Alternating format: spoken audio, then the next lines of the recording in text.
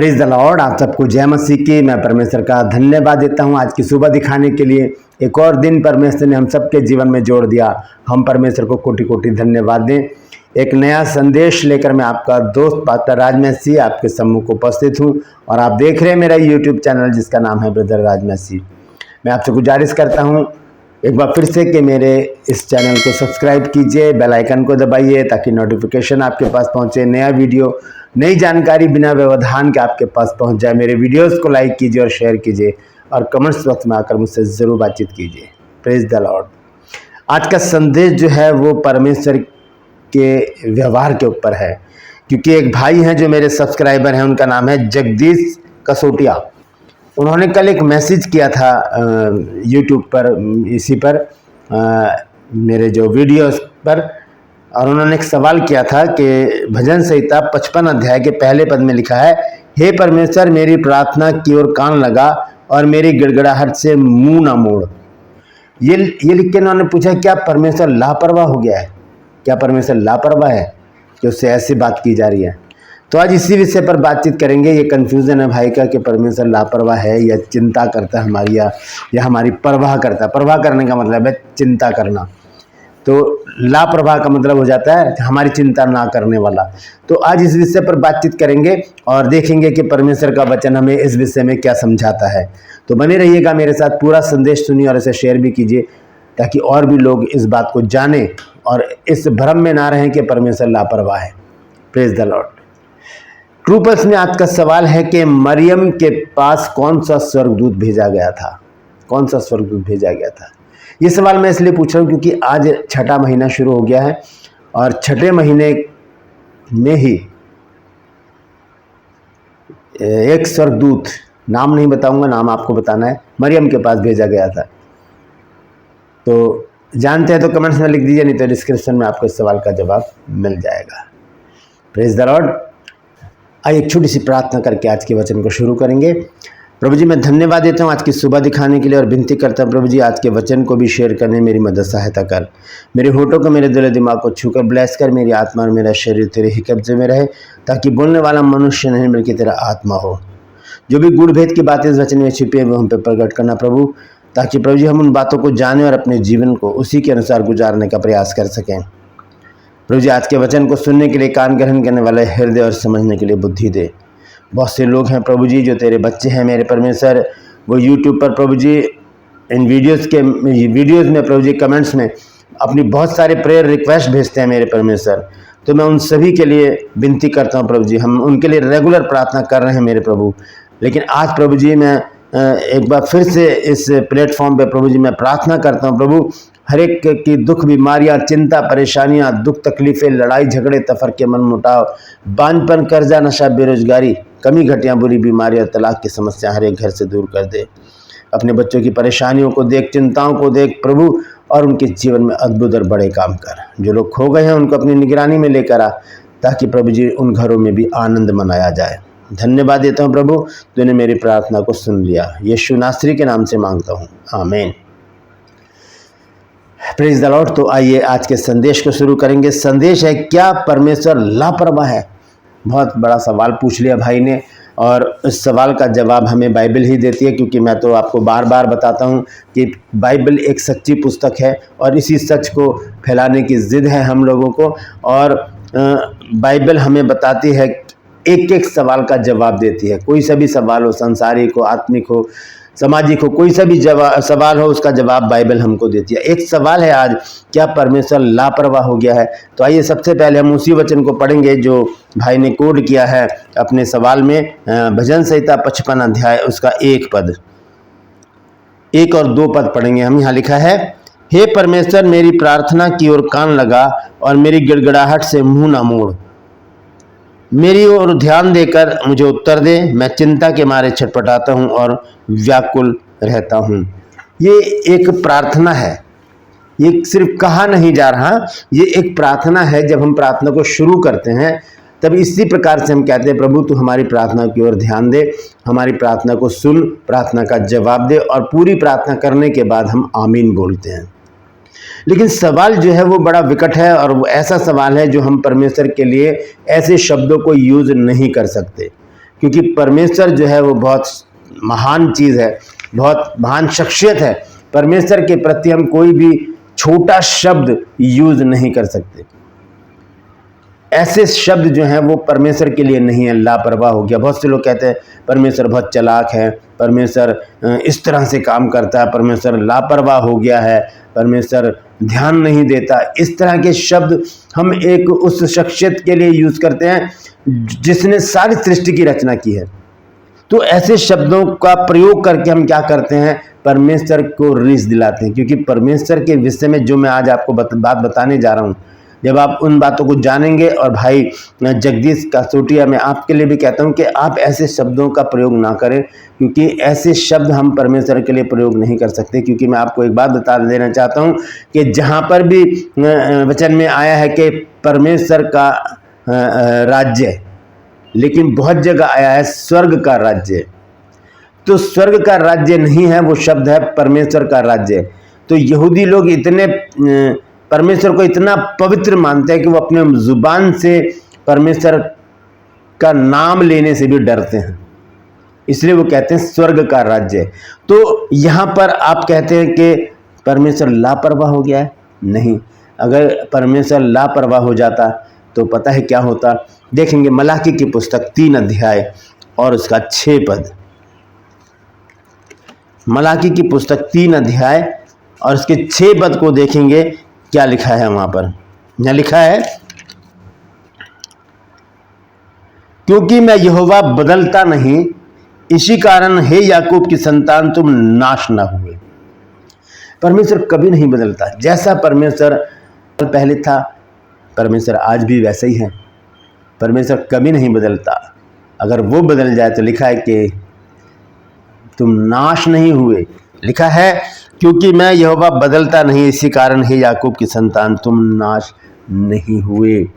तो कैसे परमेश्वर लापरवाह हो सकता है। अगर परमेश्वर लापरवाह होता तो सूरज सुबह नहीं निकलता। अगर परमेश्वर लापरवाह होता तो मैं और आप आज जीवित नहीं होते। लापरवाह का मतलब होता है छोड़ देना। परमेश्वर कभी भी नहीं छोड़ता हमें। वचन में बार बार लिखा है, मैं तुझे ना छोड़ूंगा ना तुझे त्यागूंगा। और बाइबल में 365 बार लिखा है मत डर, और साथ में कई बार लिखा है कि मैं तेरे साथ हूं। तो ऐसा परमेश्वर कैसे लापरवाह हो सकता है। मैं आज आपको परमेश्वर की 5 विशेषता बताने जा रहा हूं। आप उसे नोट कर लीजिएगा और उसे एक कागज पर लिखकर अपने दीवार पर, दरवाजे पर, कहीं पर भी चिपका दीजिएगा और रोज उसे पढ़िए। तब आपको पता चलेगा कि परमेश्वर लापरवाह नहीं है, परमेश्वर चालाक नहीं है, परमेश्वर क्या है। आइए देखेंगे योएल नबी की पुस्तक में, देखेंगे हम उसका 2 अध्याय और उसका पढ़ेंगे हम 13 पद। लिखा है, अपने वस्त्र नहीं अपने मन ही को फाड़ कर अपने परमेश्वर यहोवा की ओर फिरो। अब देखिए यहाँ पर 5 विशेषताएं परमेश्वर की दी गई हैं, उसे याद रखिएगा। यहाँ पर लिखा है, क्योंकि वह अनुग्रहकारी है। हालेलुया, अनुग्रहकारी, दयालु।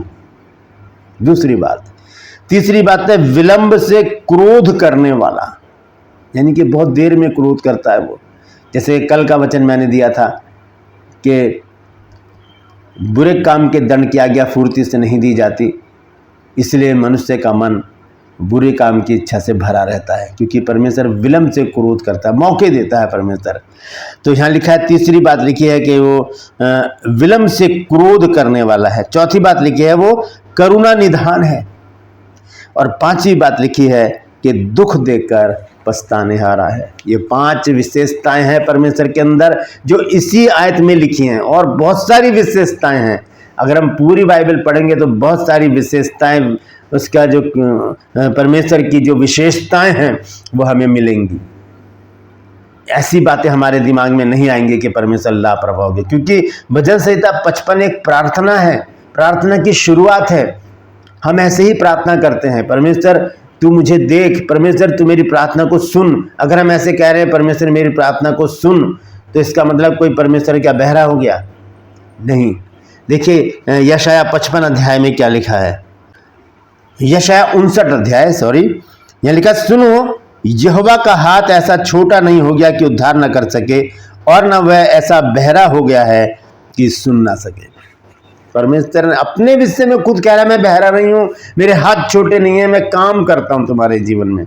योएल नबी की पुस्तक में परमेश्वर का वचन हमें बता देता है कि 5 विशेषताएं योएल नबी की पुस्तक में लिखी गई हैं परमेश्वर की। आइए उसको दोबारा से देखते हैं हम। योएल नबी की पुस्तक, उसका 2 अध्याय और उसका 13 पद लिखा है, अपने वस्त्र नहीं अपने मन ही को फाड़ कर अपने परमेश्वर यहोवा की ओर फिरो, क्योंकि वो अनुग्रहकारी, दयालु, विलंब से क्रोध करने वाला, करुणा निधान, और 5वीं बात है दुख देकर पछताने वाला परमेश्वर है। दुख देकर पछताने वाला। तो 5 विशेषताएं परमेश्वर के अंदर हैं, इससे भी ज्यादा हैं। हम बाइबल पढ़ें तो सही, हम बाइबल पढ़ें तो सही, जितना बाइबल को पढ़ेंगे उतनी परमेश्वर की विशेषताएं हमारे सामने आती रहेंगी और उसका नाम तक हमारे लिए इतना महत्वपूर्ण है। अगर हम पढ़ेंगे नीति वचन में तो देखिए उसका नाम तक हमारे लिए बहुत महत्वपूर्ण है। जब हम नीति वचन पढ़ते हैं 18 अध्याय और उसके 10 पद में, तो वहां पर लिखा है कि यहोवा का नाम दृढ़ गढ़ है, धर्मी उसमें भागकर सब दुर्घटनाओं से बचता है। उसका नाम तक इतना प्रभावशाली है, तो परमेश्वर प्रभावशाली नहीं होगा, वो पराक्रमी नहीं होगा, वो दयालु नहीं होगा, वो विलंब से क्रोध करने वाला नहीं होगा, वो करुणा निधान नहीं होगा। वो है, वो लापरवाह नहीं है, बस वो लापरवाह नहीं, वो सबकी परवाह करता है। अगर उसे परवाह ना होती तो वो हमें धूप नहीं देता, अगर उसे परवाह ना होती तो वो हमें हवा नहीं देता, अगर उसे परवाह नहीं होती तो वो हमें पानी नहीं देता, अगर उसे परवाह नहीं होती तो वो हमें प्रभु यीशु मसीह नहीं देता, जिसके ऊपर विश्वास करके हम लोग उद्धार पा गए। Praise the Lord. परमेश्वर लापरवाह नहीं है भाई। ऐसे शब्दों को परमेश्वर के लिए प्रयोग ना करें, क्योंकि परमेश्वर इन बातों से क्रोधित होता है। इसी तरह से हम भजन संहिता 86 अध्याय में जब पढ़ते हैं तो देखिए वहां पर क्या लिखा है।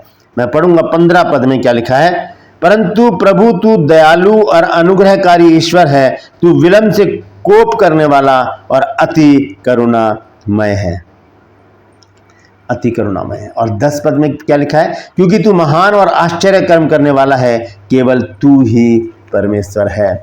ऐसी ऐसी विशेषताएं हमारे परमेश्वर के अंदर हैं, मेरे परमेश्वर के अंदर हैं। हम उस परमेश्वर को धन्यवाद दें, उस परमेश्वर को धन्यवाद दें जिसमें ये सारी विशेषताएं भरी पड़ी हैं।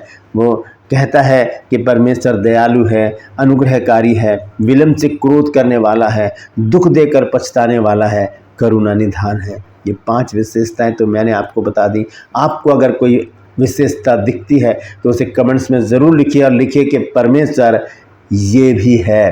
परमेश्वर दयालु तो है ही, परमेश्वर प्रेम है, परमेश्वर जो कुछ भी है, जो कुछ भी है आप उसे ज़रूर लिखिए और अपने हाथों को उठाकर कहिए, प्रभु परमेश्वर हम तेरा धन्यवाद देते हैं कि तू हमारा परमेश्वर है, क्योंकि प्रभु तू लापरवाह नहीं है, तू हमारी चिंता करता है, हमें देखता है, हमारी भलाई करता है और हमारे जीवन में अद्भुत काम करके, आश्चर्य कर्म करके प्रभु तू हमें भला चंगा रखता है, हमारी बीमारियों को दूर करता है, हमारी सारी समस्याओं को दूर करके हमें ऊंचे स्थान पर खड़ा करता है।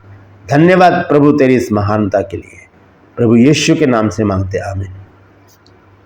ये छोटी सी प्रार्थना कीजिए। सच में परमेश्वर बहुत महान शख्सियत है, जो मेरा परमेश्वर है, जो आपका परमेश्वर है, वो लापरवाह हो ही नहीं सकता। अंत में एक वचन पढ़ेंगे हम, भजन संहिता 40 अध्याय और उसका हम पढ़ेंगे 17 पद।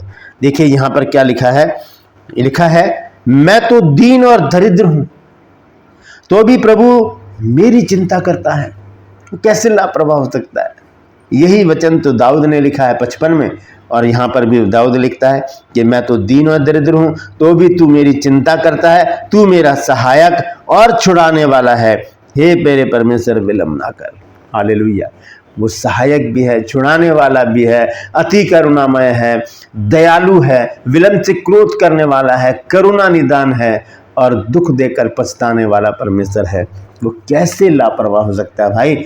आप परमेश्वर से क्षमा मांगिए कि आपने परमेश्वर के प्रति, परमेश्वर के विरुद्ध, परमेश्वर के लिए ऐसे शब्द का प्रयोग किया जो परमेश्वर के ऊपर बिल्कुल भी फिट नहीं बैठता। मनुष्य लापरवाह हो सकता है लेकिन परमेश्वर कभी भी लापरवाह नहीं होता। एक संसारिक बाप अपने बच्चों की चिंता करता है, उनकी परवाह करता है, उनके अच्छे कपड़े देता है, उनको खाना पीना टाइम से देता है, उनके लिए घर का बंदोबस्त करता है, सारा काम एक संसारिक बाप करता है। तो हमारा स्वर्गीय पिता ऐसा नहीं करेगा? ज़रूर करेगा भाई। इसलिए परमेश्वर लापरवाह नहीं है, परमेश्वर चिंता करने वाला प्रभु है, वो हमारी परवाह करता है। Praise the Lord. परमेश्वर इन वचनों के द्वारा हम सबको आशीष दे। मैं समझता हूँ कि भाई जगदीश कसोटिया समझ गए होंगे कि जो उन्होंने लिखा है वो है क्या, वो प्रार्थना है। वो प्रार्थना का एक तरीका है प्रार्थना करने का। हम ऐसे ही प्रार्थनाएं करते हैं, परमेश्वर को बात करते हैं। जब हिजकिय्याह बीमार हुआ था तब उसने भी तो ऐसी बात कही थी कि परमेश्वर स्मरण करके मैं किस तरह से तेरे सम्मुख चलता आया हूँ। क्या परमेश्वर को याद नहीं था? हम वहाँ पर कह सकते हैं क्या परमेश्वर भुलक्कड़ है? नहीं, परमेश्वर सब कुछ जानता है, सब कुछ देखता है और वैसे ही हमारे जीवन में काम करता है। Praise the Lord. परमेश्वर आप सबको आशीषित करे। ट्रूपल्स में आज का सवाल है कि मरियम के पास कौन सा स्वर्गदूत भेजा गया था परमेश्वर की ओर से? जानते हैं तो कमेंट्स में लिख दीजिए, नहीं तो डिस्क्रिप्शन में आपको इस सवाल का जवाब मिल जाएगा। मैं आपसे गुजारिश करता हूं मेरे इन चैनल्स को सब्सक्राइब कीजिए, बेल आइकन को दबाइए ताकि नोटिफिकेशन आपके पास पहुंचे, नया वीडियो नई जानकारी बिना व्यवधान के आपके पास पहुंच जाए। मेरे वीडियोस को लाइक कीजिए और शेयर कीजिए और कमेंट्स बॉक्स में आकर मुझसे ज़रूर बातचीत कीजिए। आज के लिए बस इतना ही, फिर मिलूंगा एक नए संदेश के साथ, एक नया वीडियो लेकर। तब तक के लिए मुझे इजाज़त दीजिए, लेकिन अपना और अपनों का ख्याल रखिए और याद रखिए परमेश्वर के प्रति ऐसे शब्दों का प्रयोग ना करें जो परमेश्वर के ऊपर बिल्कुल भी फिट नहीं बैठते। Praise the Lord. परमेश्वर आप सबको आशीष दे।